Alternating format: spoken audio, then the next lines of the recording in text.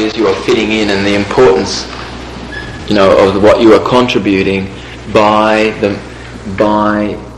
the usefulness of the information that you are receiving or that you're giving out. Because if the information is useless, that's what you end up with, just some uselessness. And the way somebody fits in and has the ability to contribute truly is the meaningfulness of what they're communicating. Because someone could talk about Aunt Sally, and they went and had a cup of coffee, and then they went back here, and then they did a little shopping, and then they sat down for a little while, and isn't the garden lovely, and how the weather is, and I think we love to go below the surface. We love it when others are willing to go below the surface, to go into the depth of ourselves. We love this, and we are kind of drawn to people who do this, actually. I have a question that, I don't know if it's a question, but you said a while back a phrase that had something to do with that the brain moves towards like a comfortable way of learning. Well, this is the same thing Feldenkrais says, and I think it's so fundamental to what we're doing. Could you just say a little bit more about that? I'd like to realize. Okay, excellent. All right. So, for instance, when you see somebody doing something and you can see there's secondary negative consequences to what they're doing, all right. Mostly, sometimes we just see, this person's quite destructive, and we are yet, hopefully, we can realise that there is something positive that's occurring because we would all, if we knew the circumstance with which something was first learnt, you will notice that there's something adaptive that was occurring the time that this behaviour was first learned. Okay? So every single thing that you do, that you find yourself doing, there was some reason initially, that there was some adaptive reason why you decided to do that, why you were doing that. And so the importance here then in this change process, when we learn reframing, and we're going to learn reframing this weekend, right, is to be able to find the positive reason for the behaviour. So, for instance, over the last few days, I did a couple of people who were interested in smoking cessation, and it was important that I was able to find 3 other ways that this person could easily have the benefit that they gained from smoking, so that there was something to take the place, in fact, of smoking, because this person did smoke in the past because there was some gaining, there was some benefit. The person really was benefiting. So the main thing is that, sometimes you can say something and it's really missed the bus. It's really missed the bus. Well, that's okay, because you can know that people just shunt out stuff that's useless and really attracted to stuff that they think they can, use. And so you can be sure people will be doing that. Human beings are the most hardiest organisms I know. The what? Most hardiest life organisms that I know, Alec. I have seen human beings endure the most intense things that I think another life force would find very difficult. I think human beings are the most hardiest life force, intensely hardy.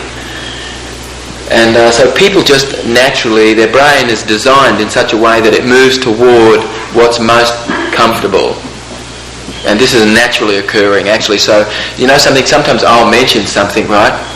And the person says something which is just totally like telling everybody else maybe that they missed the bus, but I know they didn't. There's no way they could have. Because what they're saying is just a representation of something else. What I've said is meaningful and has meant something to the person. And that does go in. Because if the brain is seeing that, this is an easy way to do this, it doesn't matter what else comes out. Like, let's say the person's polarising with leadership, and so they say something, or whatever. And then sometimes we're kind of going with what the person says without realising, hey, wait a minute, what was said before made perfect sense, and that's okay. It doesn't matter what else was said. What was said made perfect sense, and that's it. So one day we got a phone call. A friend of ours said that they were really concerned that their brother was was kind of suicidal. And what could they do? They called us up. And so Annie came and got me. And then I asked this person, I said, well, what has your brother said? What has Andrew said? And our friend said that her brother Andrew had said to them that he didn't think that he was getting well. And when I heard that, I said, oh, everything's okay. Because because he said he didn't think things were getting well. And getting well was what he was about. If he'd said things are getting worse by the moment, right, then we'd kind of be concerned. And when I heard him say, things are not getting better, that's okay. Because there's really no such thing as negation in our primary experience. We'll be learning this and we'll be going over it. So what you're saying, by him saying it's not getting better, but it's really not getting worse either, otherwise he would have said it's getting worse. And he's sort of maybe at a place, but he's there, he's not... Yes, because what were the words in his description? Getting better. Exactly. I mean, he did say, I'm not getting better. He did say, I'm not getting better. And, getting better was what the way that the representation was. If he'd said, I'm getting worse by the moment, we really kind of, would have been a need for us to be alerted. Okay.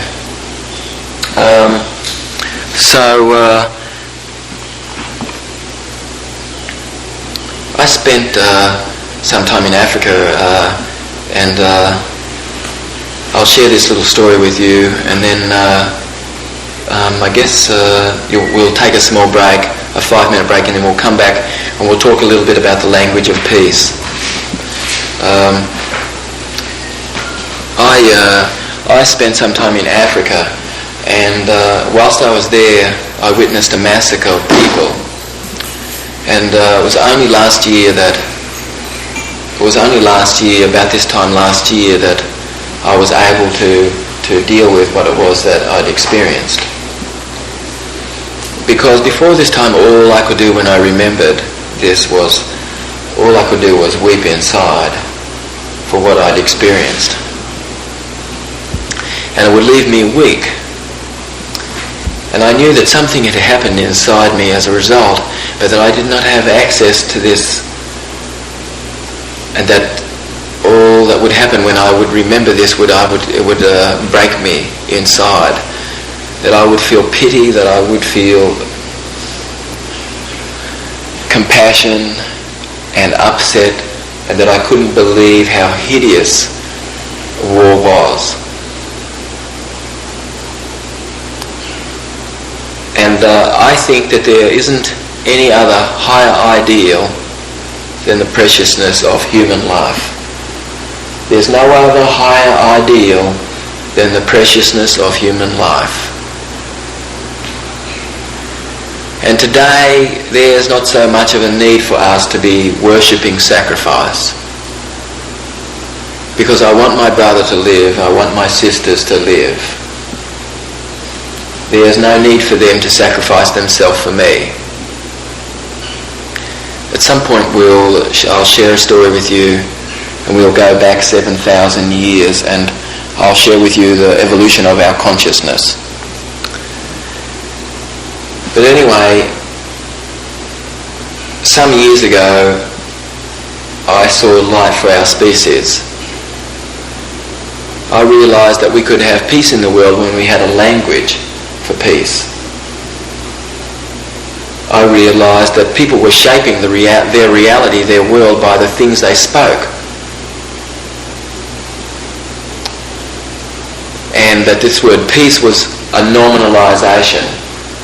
It's a word which enables us to use that word without actually ever talking about what we mean by peace. And so this word, which is supposedly a word which is hopefully bringing us on track, is a weak word by itself. And so bringing an action word like language to the word peace is bringing this meaning that when I go somewhere, I'm going there to find out and discuss what creates good relations. That that you are going to vote for politicians who are focused on what they believe. Isn't that interesting that this last presidential election, that people were getting up in front of us and saying, I don't think, and then telling us something that they don't think.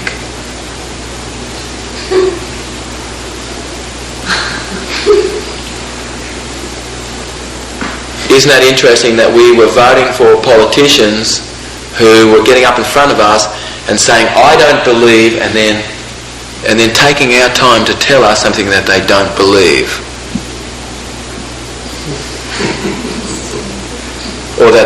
Or something that they don't want. Or they want to focus on what the limitation is here, and they want you to know what the limitations are, or what the problem is, or what we want to get rid of, rather than what we want to bring to ourselves. And what I can share with you is that any person that you hear in your life that's framing things with negation like this, you can know this person's using less than a third of their brain. So there's a reason for the language of peace today. This understanding, which is an expansion of consciousness, is the realization today that you have the use of all of your brain when you're able to language things positively. And that we've moved through the age of aversion. And that we're moving into an era of enlightenment. And that this information that I'm sharing with you is an expansion of consciousness. All the sages of the ages have understood this in a way, yet all the language of these sages has not yet reflected this.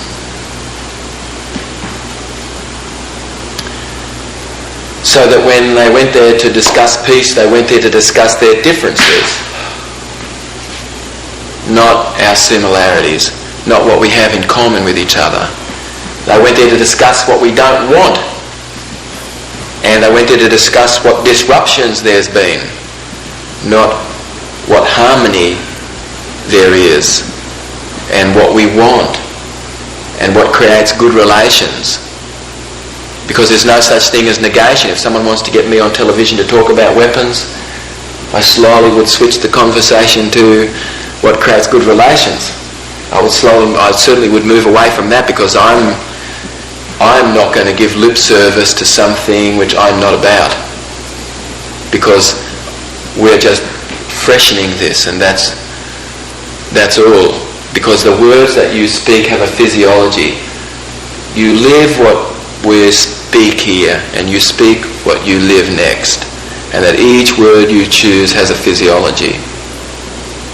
Okay, let's take a break and we'll come back and I'll share a little bit more about the language of peace. When somebody is joking about something that's actually negative. And this takes the place of the pleasure center, actually. Because what's most important is that we're knowing what's too much and what's not enough, what's too much and what's not enough, and that we're striking a balance. A chilla sort of what? The mania part of the mania in the manic depressant, the mania is characterized by a chillous kind of a happiness. So the mania is taking the place actually of what pleasure would be doing actually in this person usually. So what they found was when they injected the person with lithium, right, it abolished the cheerlessness, but it didn't abolish the depression by itself. When you use the term cheerlessness, what do you mean?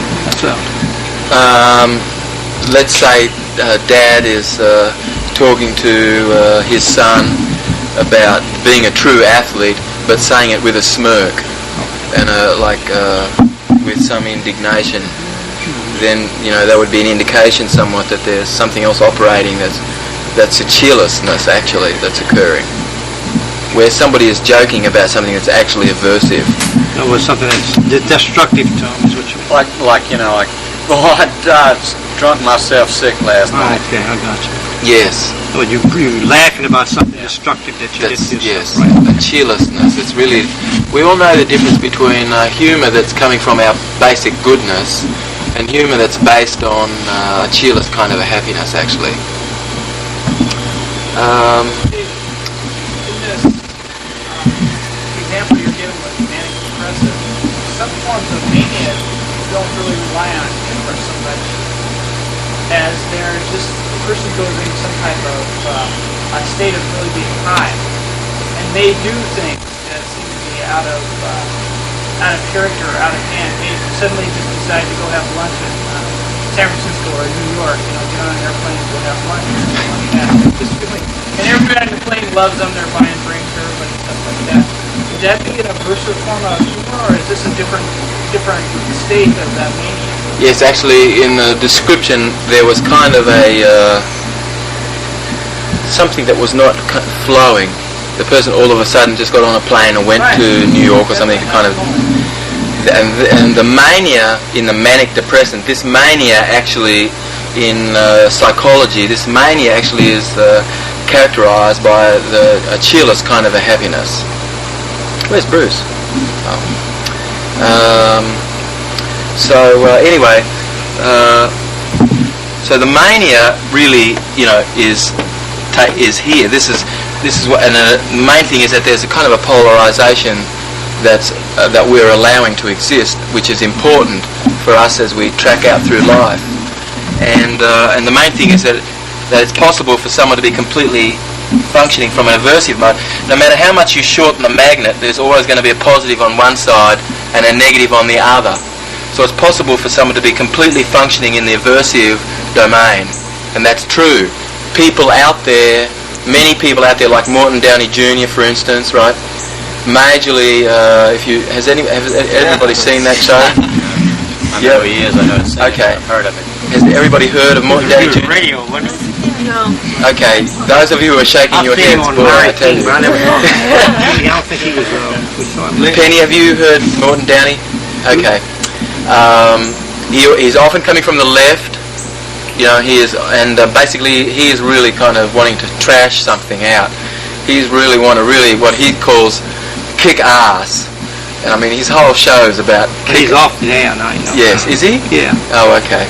I'm not surprised that he's off the air, because it was very like it was quite like a rabble, I used to watch it a little bit because I wanted to see about the laws and things that were happening. How could you survive in this unruly, situation?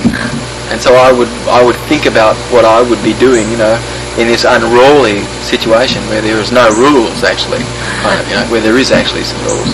Yeah. Mort would go and stand behind the flag, and then he would, say something, and very interesting. Anyway, when you're using the term mania, are you applying it just to manic depressives? Yes, the mania part of the depression, manic depression. The mania is the cheerless. I know. This is the taking the place of the septal region, actually, in our makeup. Isn't that a chemical imbalance in the brain? Yes, a behavioural.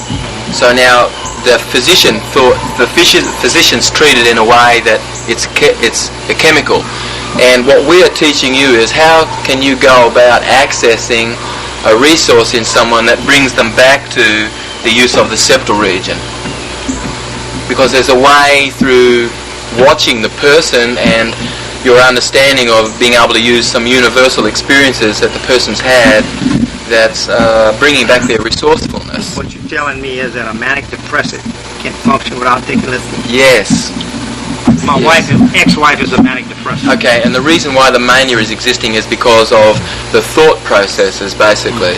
It's majorly the thought process, the way this person's thought about things that creates this. When anybody gets into deep SH1T, okay, it always is as a result of the thought processes that the person has been using. So what would you do for him? SH1T? Whenever somebody's in deep SH1T, I tell you it's because of the thought processes, that's all. And when you see someone who's really upset or really angry about something, my heart really goes out to that person, because if I were them and I had thought about the things the way they're thinking about things, I too also would be feeling the same way. And the only reason why there's something else occurring is because of the way I'm thinking. That's the thing. Anyway, this course very much is about brain processes and thinking styles. Very few people believe that they can choose their feelings. So what would you do about them? Okay, this is one of the distinctions that we're teaching in the practitioner's training, which is a distinction of whole brain functioning, which is this idea of feeling first, then hearing, and then seeing. We're going to be talking about the sequence of senses, and we're going to be doing quite a few exercises tomorrow, and you'll be learning some change techniques and things like this. The main thing is that when you are accessing resourcefulness in the person, and you're going to anchor that resourcefulness, that you are seeing that there is some degree of resourcefulness there, and you're going after that resourcefulness actually to create whole brain functioning. Yes, people can choose their feelings. However, you'll notice, Tanya, that sometimes a person's kind of feeling real upset, right? And they're choosing words, and they're really choosing their words carefully, and they've got a preference for seeing, and you notice that they don't have a preference for exiting into their body to sort out how they're feeling. And what we're saying is feel first, long before you see something. Basically what they're doing is stuffing their feelings. Yes, they're not exiting. Right. They're not exiting into their feelings. Instead of anger, they're stuffing. When I say they're not exiting into the feelings, I mean they're not having a preference. They're not having a preference for exiting into feeling. They have a preference for choosing words and stuff, but do they have a preference now, like long before they decide, well, now what words will I hear, what words will I use, that, you're developing resourceful physiology, and then you're listening, because then you're listening with whole brain functioning. How do you access resource? And are you speaking of accessing it from the other person, or accessing it from yourself? So for instance, I'm unclear about it. Okay, so the other day when we sat down with each other, right, I talked to you a little bit about skydiving, and I asked you, you're doing rel work in the sky with other skydivers, and we started talking about it, and I know this is really a resource, quite an intense resource. The experience itself was bringing back pleasurable feelings, and so one day I was to speak to a group, and I was going to speak to them about something that they had deaf ears for. In other words, there was a pervasive program that was running that there was a need for reprogramming in order for them to be able to hear what I was saying. And so I was really in need of developing a resource behind me before I went into that meeting, because people were basically, they had deaf ears for what I was going to say to them. They had already decided on a course of action, actually, and I was going to share with them something which really would show that this course of action was going to create quite some degree of harm, actually. And anyway, I really needed to have resources, so I thought about things in my life that I thought other people had said, well, I don't think you can do that, and I did it. And I felt really charged. I remember these moments in my life, and I brought them into the room. I felt resourceful. And it was important that I was resourceful when I was going to speak to these people. So there's a way to elicit resourceful physiology, and we are going to be doing this over the next 14 days. Resourceful. As much as I could create resourcefulness within them, I wanted to be able to do that. And certainly I needed to create resourcefulness in myself, because otherwise I wouldn't have use of all of my brain. You will know yourself when you felt inhibited or intimidated. Somebody intimidates you, right? You don't have the use of all of your brain, do you? Everybody has experienced this, actually. So it's important then that you're able to access resourceful physiology, in order to have the use of all of the brain. So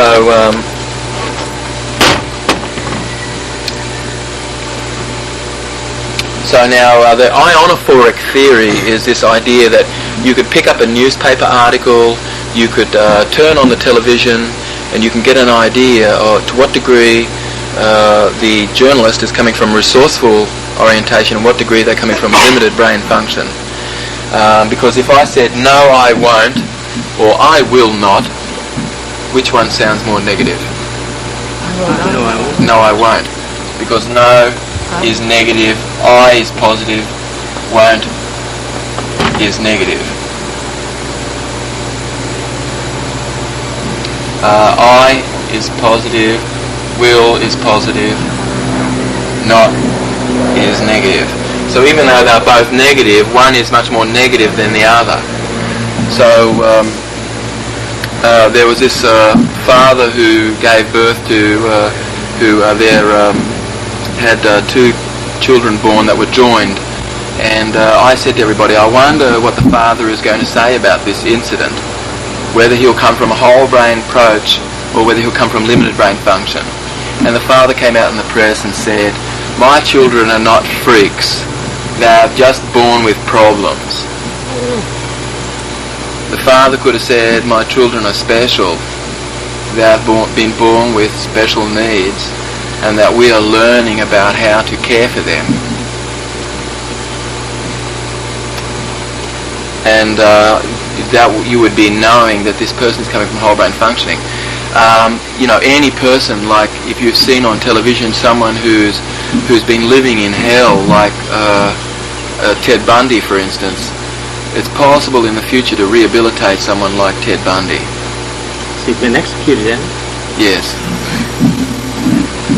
It's possible to recognise what's occurring in someone's psyche and in their makeup and develop an instrument that will enable people to determine to what degree Ted is using whole brain functioning and to what degree he's coming from limited brain function.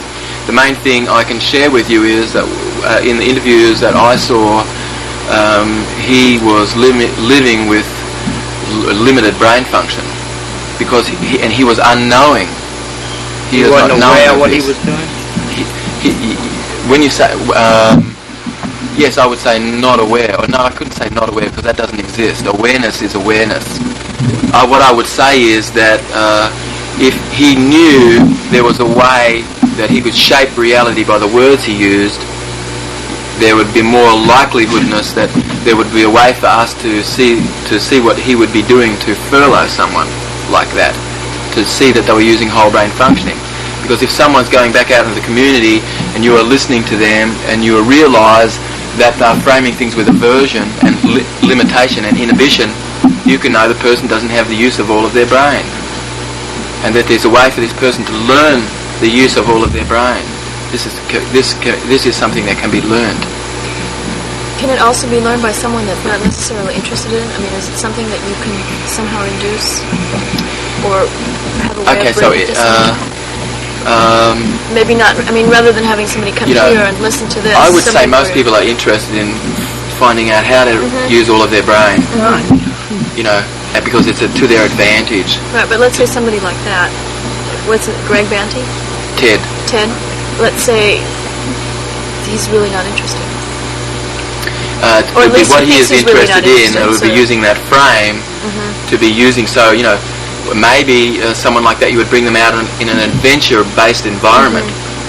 Taking them out of the hard, cold steel seats in a convention room, or in the way that learning occurs, to be put out there on a ropes course or something, and actually involved in some adventure.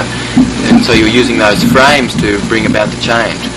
So you are realising when somebody's not interested, that's the first task. It's to create interest. Yes, somehow link interest. The best time to create whole brain function is in before birth, for it. Say it again. The best time to create whole brain function is before birth. Before a child is born. Well, when you would say the best time, that would be meaning that it's not a good time at 20. Well, it's better than, it's not as good as... All right, we're going to be learning about language that is putting comparison and scale to things, because whenever we put scale to things, we get ourselves into deep SH1T. And this is part of the language model, which we're going to start on tomorrow, the meta model. So that's a universal quantifier. So can you have better excellence? No. Right, because the more better excellence that you would have, the more dissociated excellence would be, really. Because excellence is excellent. Excellence, What about, this is a small house, and this is a large house. Somebody who's putting scale to things like this. And the minute that I would say, this is better than that, I mean, I've really started to enter into scale, and it might be generally the people are doing this out of habit, kind of, not so much because it's serving, and it always exposes deep structure. So we're going to be talking about universal quantifiers and that. What are your guidelines to what is not possible? Like schizophrenia, we just do accept that exists, do we? Okay, people exist. People exist. I would say schizophrenics don't exist, but schizophrenic behaviour may exist. But a person exists. But a schizophrenic, in the way I would language it, doesn't exist. I would say this is a person who may be acting schizophrenically. Well, medication controls schizophrenia, but doesn't control what helps.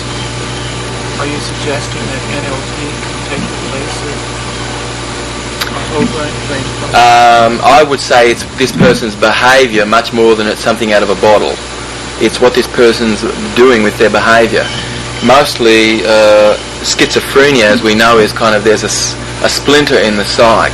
Something has created a splinter in the psyche where the person, generally these people have a defective pleasure behaviour.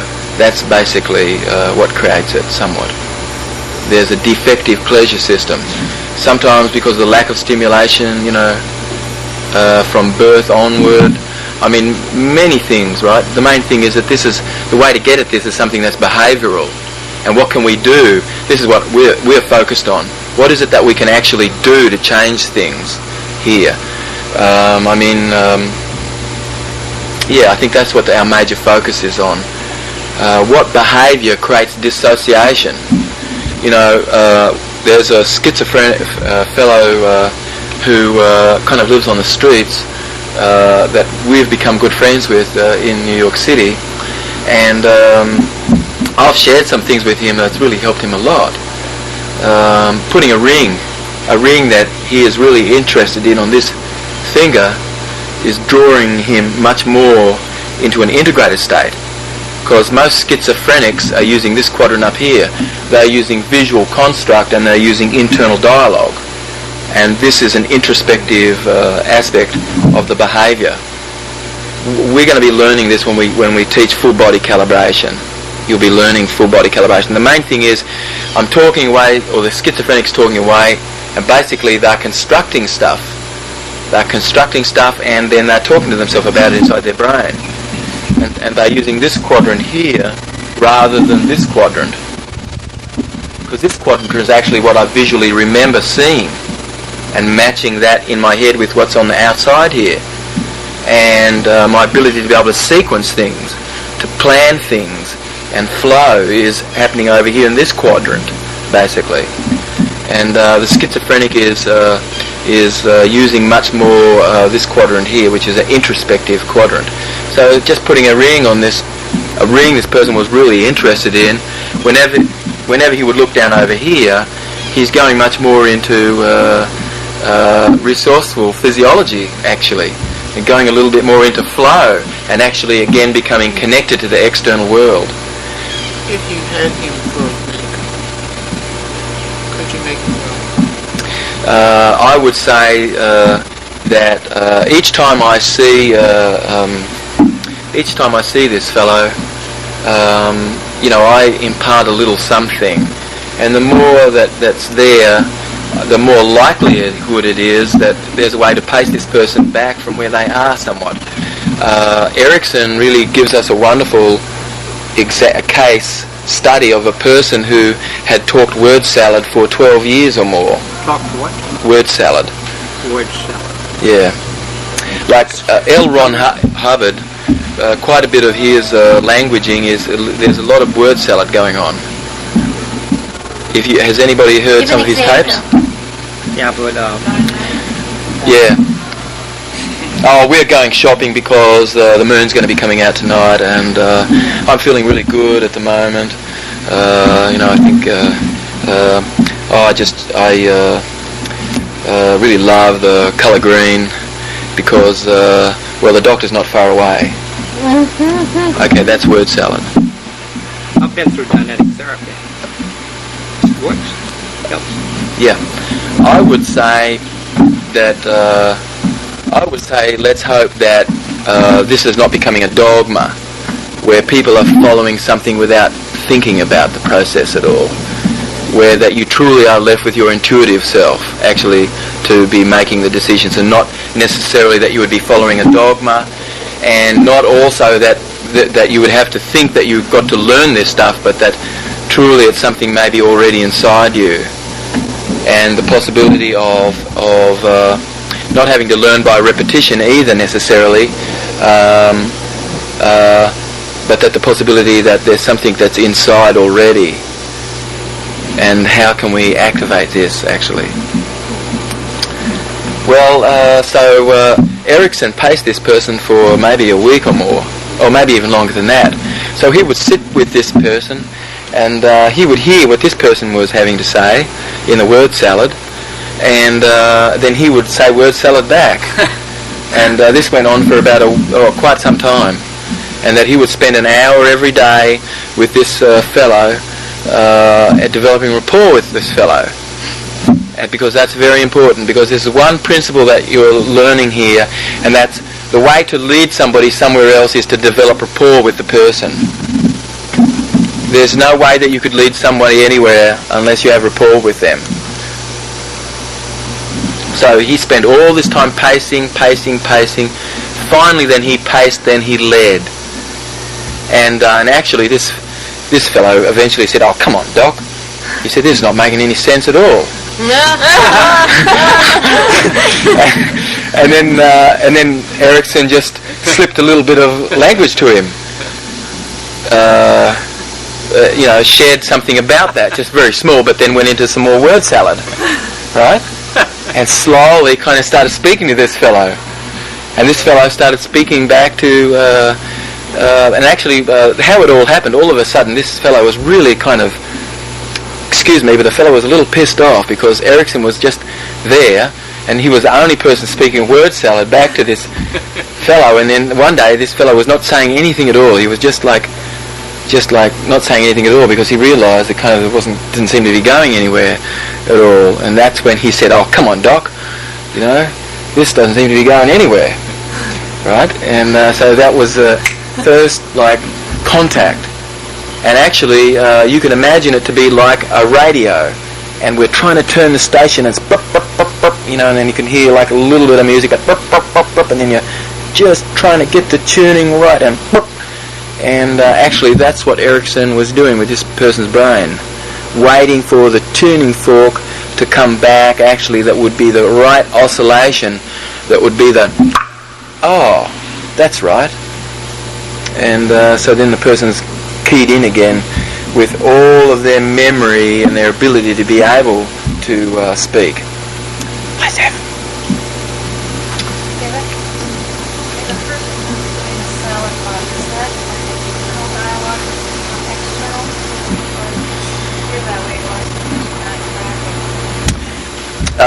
The thing is that the person's not using their left hemisphere. Majorly, the information is coming from the right hemisphere, and the right hemisphere is much more concerned with internal milieu. It's the left hemisphere which connects us with the external world by virtue of the language that we're sharing with each other here now, connecting you with the external world, and by virtue also because this hemisphere is what regulates motor movement. When I get up and I go walk over here, or I sit down or something like that, it's my left hemisphere that's involved in the sequencing of that.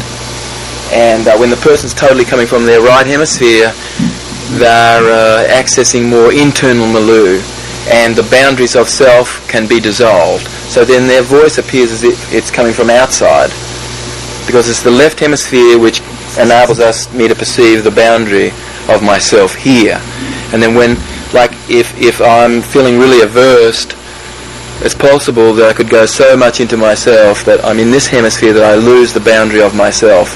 The boundary of myself dissolves completely. And so that then, even a voice inside my head sounds as if it's coming from the outside. Anyway, everybody should read the vestibular paper in the practitioner's manual during this training. and in that paper there's I think I talk a little bit about this, yes, in that paper actually. Okay, so it's a good idea to be framing things positively, be focused on what you want. If the topic was hygiene, then you would say, I would like to be hygienic.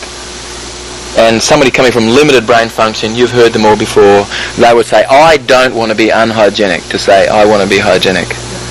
And they run a word like want and don't together. I don't want. Wanting and don't, this creates confusion in the vestibular system in the brain, because they're totally something that's very foreign to each other. When you don't and when you want, so I don't want to be unhygienic, to say I want to be hygienic. Or the person who, describing the contents of their cup, says, my cup is half full. You realise the person's coming from resourceful physiology. Or the person who says, my cup is half empty. This person's coming from limited brain function. And I was trying to explain this concept to my brother up in the north of Australia, and he's a building contractor, and we're walking around the building site, and he walks past this area, and we needed more blocks to be brought to this area, right? And we were walking around, and Billy yells out to the men on the job site, we don't have any blocks here, right, for people to bring more blocks. And I'm walking with my brother, and I said, we need more blocks, or I said, bring more blocks, and he got it. And so we bring out the best in each other, and we love it and we love to be around people who are framing things positively. We are drawn and attracted to people like this, and we are drawn and attracted to this type of language. It's very appealing. I got asked to speak to a group of trainers in the telecommunications industry. And I came in there in the evening, and I asked them what they'd been doing that day, and it was all their trainers. And somebody got up and they said, we're looking at what the barriers are to good customer relations. And quick as a flash, I asked them this question, what creates good customer relations? And there was silence. Everybody knew what the barriers were to good customer relations, but not what creates good customer relations. These two things are different. Good sense. Yes. Right. So to be focused on what it is that you want. So that's one of the very first questions when somebody's coming to you, and you can see that seeking counsel, that you have the ability to ask them, what is it that you want?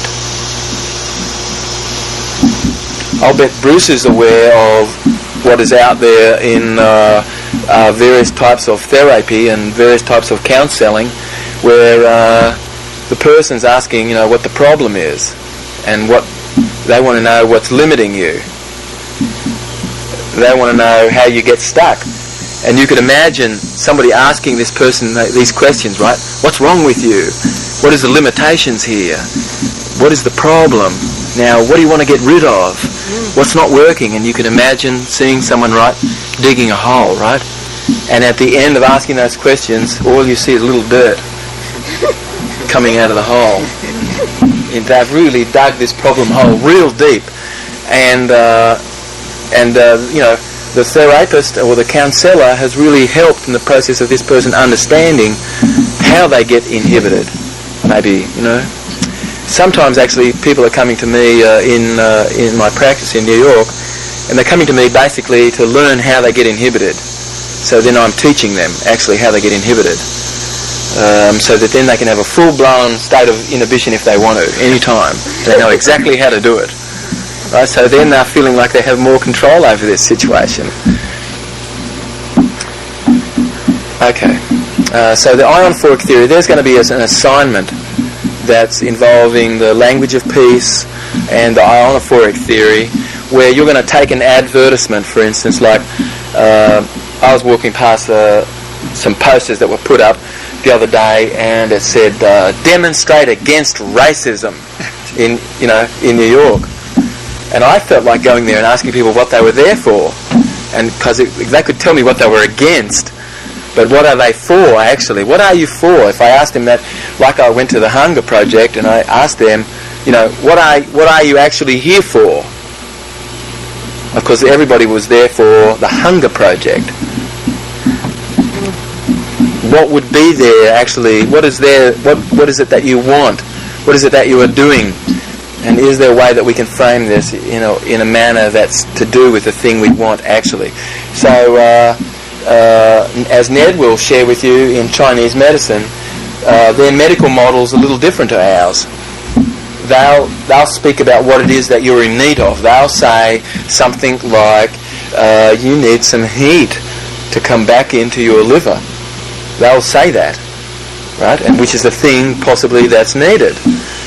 Rather than, in our model, the medical model, we say that you have, and then they say you have an acquired information deficiency syndrome or something, It's as much of an acquired information deficiency syndrome as it is an acquired immune deficiency syndrome. Okay, Annie's got a basket, and what we're going to do is everybody's going to put their hand into the basket, and I tell you, when you have this person's name, chew that piece of paper up or put it somewhere, okay? And I think there's going to be a couple of names still in there, is there or no, Johnny? Okay.